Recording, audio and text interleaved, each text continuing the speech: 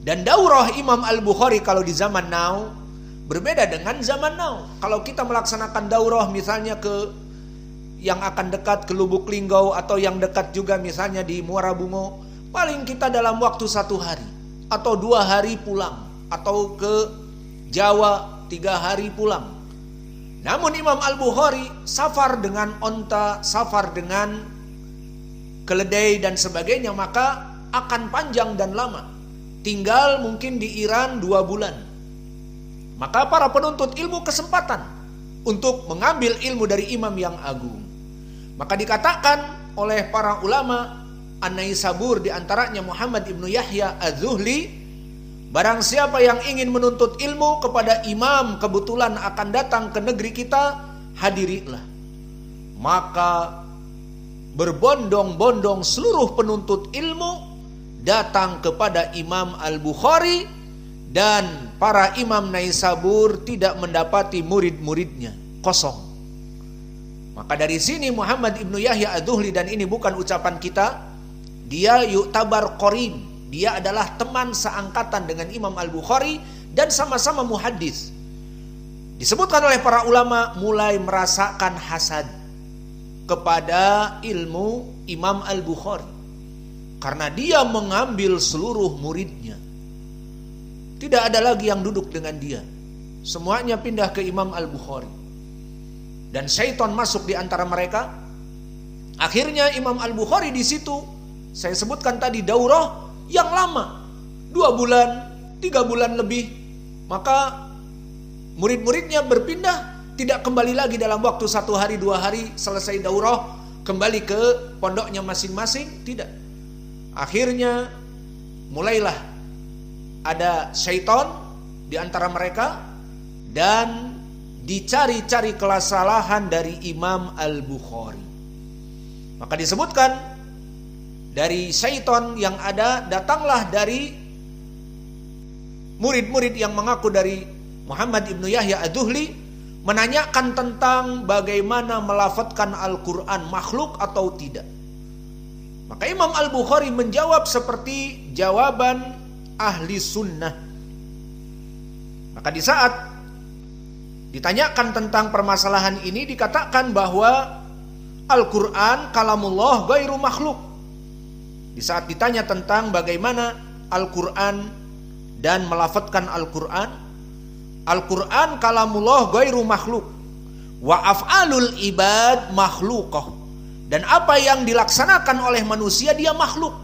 Maka di sini dibedakan. Kenapa Imam Al-Bukhari meriwayatkan hadis ini? Laisa minna man lam yataghanna bil Quran tadi. Apa yang dia baca? Zalikal kitabul la raiba fi qul huwallahu ahad, itu ucapan Allah, kalamullah. Lalu panjang pendek, diangkat dan dipelankan dan ditinggikan suaranya, itu perbuatan makhluk manusia itu. Maka itu makhluk. Awas, ini akidah dari ahli sunnah tentang permasalahan Al-Quran. Maka dikatakan wa af'alul ibad makhlukah, dan apa yang dibaca tadi panjang pendek itu makhluk, kata Imam Al-Bukhari. Wal imtihan, dan pertanyaan kamu menanya-nanyai aku ini bid'ah, tidak ada di zaman salaf. Menanyakan dari zaman sahabat bagaimana Al-Quran itu, dan bagaimana yang diucapkan, dan bagaimana, tidak ada. Dan ini disebutkan oleh para ulama pertanyaan fitnah. Tujuannya apa? Untuk mengambil fitnah ini oleh orang-orang yang hasad kepada Imam Al-Bukhari. Lalu apa? Ucapan Imam Al-Bukhari ini disampaikan kepada orang-orang yang memang mempunyai hati yang buruk, seperti diantaranya temannya dia ataupun seangkatan dengan dia, Muhammad ibnu Yahya Az-Zuhli. Maka disampaikan lafzi bil Quran makhluk. Disampaikan kepada Muhammad ibnu Yahya Az-Zuhli bahwa Al-Bukhari bilang apa? Al-Quran lafadznya itu makhluk. Oh, dia Jahmiyah. Akhirnya tanpa tasabbut dan tanpa tabayyun. Seharusnya dia tabayyun. Ini ucapan di depan umum. Ada manusia yang mendengar, Dan selain itu bisa langsung ditanyakan tabayun kepada Imam Al-Bukhari. Benar apa yang kamu sebutkan seperti itu? Itulah kenapa Allah berfirman, "In ja'akum fasiqun binaba'in fatabayyanu." Jika kalian mendapatkan sesuatu khabar dari orang-orang yang tidak jelas atau membuat ucapan itu fitnah, tabayun dulu, jangan dihukumi. Maka semua harus tabayun. Maka di sini kesalahannya tidak tabayun, maka langsung dicap Al-Bukhari Jahmiyah. Al-Bukhari ucapannya seperti Jaham ibnu Safwan Jahmiyah. Maka akhirnya dia tanpa tabayun mentahdzir Imam Al-Bukhari karena tadi ditinggal oleh murid-muridnya, tidak mempunyai murid lagi, dan berbulan-bulan dengan Imam Al-Bukhari ataupun waktu yang lama. Akhirnya untuk mengembalikan manusia kepadanya, dia katakan Imam Al-Bukhari pemikirannya Jahmiyah, berkata Al-Quran lafadznya itu makhluk. Padahal bukan itu yang dikatakan oleh Imam Al-Bukhari. Maka dari sinilah terjadi fitnah antara Muhammad ibnu Yahya Az-Zuhli, disebutkan oleh para ulama, yang iri dan hasad kepada Imam Al-Bukhari. Dia sebarkan bahwa Al-Bukhari mempunyai pemikiran Jahmiyah, mengatakan lafadz dengan Al-Quran makhluk. Sampai-sampai tidak cukup dengan ini. Dua muridnya yang agung dari Razi, Imam Abu Hatim Ar-Razi dan Abu Zur'ah Ar-Razi, dan Razi di mana? Di dekat Naisabur, di Iran. Yang mengambil ilmu dari Imam Al-Bukhari disurati oleh Muhammad ibnu Yahya Az-Zuhli ini. Kalian jangan belajar lagi kepada Al-Bukhari, karena Al-Bukhari mengucapkan Al-Quran itu seperti kelompok Jahmiyah makhluk. Akhirnya disurati, dan dua imam ini, Abu Hatim dan Abu Zur'ah, imam yang agung di zamannya, imam ahli jarh wa ta'dil, diriwayatkan oleh anaknya Ibnu Abi Hatim di Jarh wa Ta'dil bahwa bapakku Abu Hatim, kata anaknya Abdurrahman Ibnu Abi Hatim, bapakku Abu Hatim dulu meriwayatkan dari Imam Al-Bukhari. Kemudian setelah mendapatkan surat dari Muhammad ibnu Yahya Az-Zuhli, jauhi Al-Bukhari, dia berbicara seperti kelompok Jahmiyah, Al-Quran itu makhluk. Maka Abi Muhammad atau Abu Hatim Az-Zuhri meninggalkan riwayat Al-Bukhari. Dan Abu Zur'ah temannya pun dikatai seperti itu, dikirimi surat, meninggalkan. Lihat bagaimana fitnah. Maka tasabbut dan tabayun itu perlu dalam berbagai perkara. Perkara kecil, perkara besar, tabayun dan tasabbut. Maka mereka orang-orang yang tasabbut telah mengetahui bahwa Imam Al-Bukhari telah berlepas diri dari ucapan seperti Al-Jahmiyah. Maka telah diriwayatkan oleh Imam Al-Bukhari itu sendiri. Disebutkan di Syarah Usul I'tiqad Ahli Sunnah wal Jamaah oleh siapa? Oleh Al-Lalikai dengan sanad yang sahih. Qala Al-Bukhariyu, berkata Imam Al-Bukhari tentang permasalahan fitnah ini. Man za'ama anni qultu lafdil Qur'an makhluk fahuwa kadzdzab.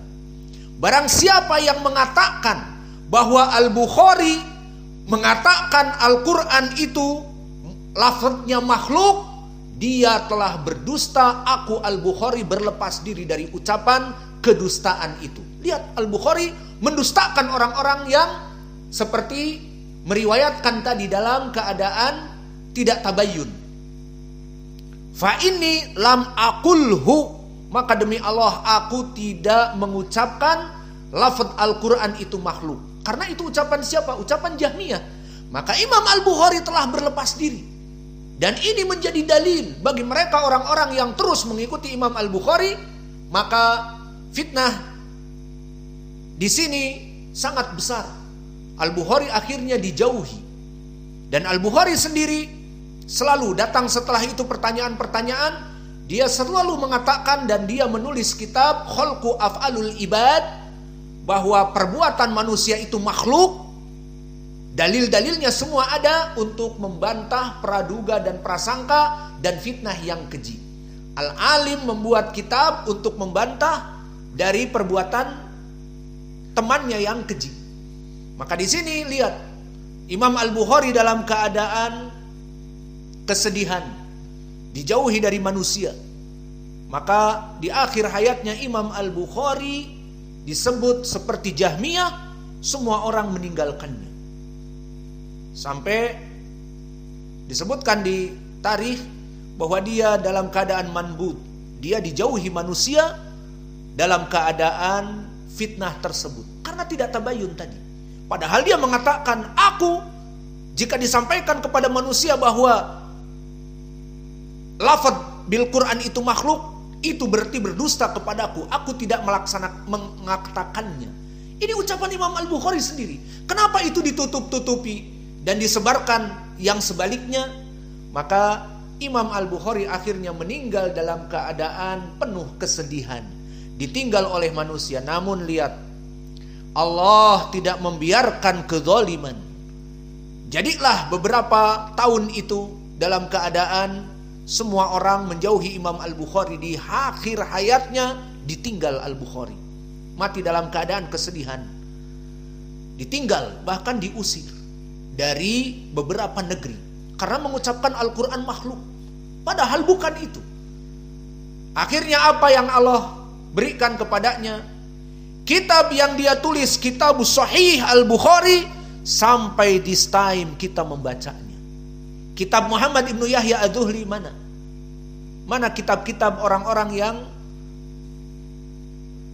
hasad dan memfitnah kepada Imam Al-Bukhari, dan mereka ulama kibar. Maka Allah mengangkat dari kesabaran Imam Al-Bukhari di fitnah. Maka para ulama di zaman dulu telah membela Imam Al-Bukhari, seperti Imam Ibnu Taimiyah di Majmu' Al-Fatawa. Dia mengatakan, ba'du ahli al-Ghard nasaba al-Bukhariyu ila annahu qala dalik wa qad sabata anhu bil isnad al-Murdi annahu qala man qala anni qultu lafdi bil Qur'an makhluk fahuwa faqad kadiba. Maka Imam Ibnu Taimiyah membela di Majmu' Al-Fatawa bahwa Imam Al-Bukhari telah berlepas diri dari ucapan itu. Kenapa? Terus disebarkan bahwa Imam Al-Bukhari adalah pemikirannya Jahmiyah. Maka itu hanya beberapa waktu saja. Di akhir-akhir hayat Imam Al-Bukhari dia ditinggal itu saja. Setelah meninggal Imam Al-Bukhari, Allah membalikkan suasana. Semua butuh kepada ilmu Al-Bukhari. Akhirnya kitab Sahih Al-Bukhari menjadi kitab paling agung, paling sahih setelah Al-Quran.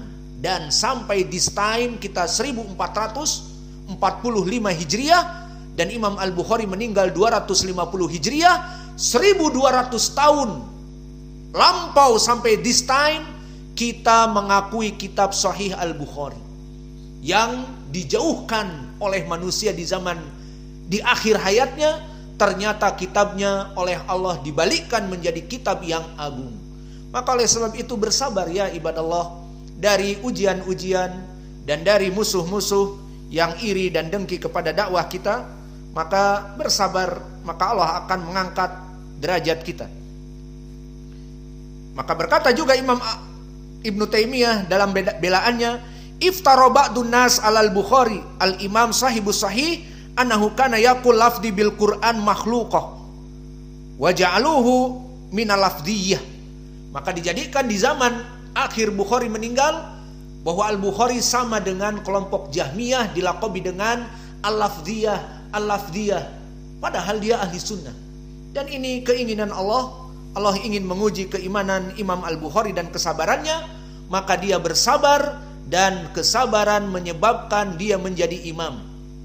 Mana dalilnya di surat As-Sajdah?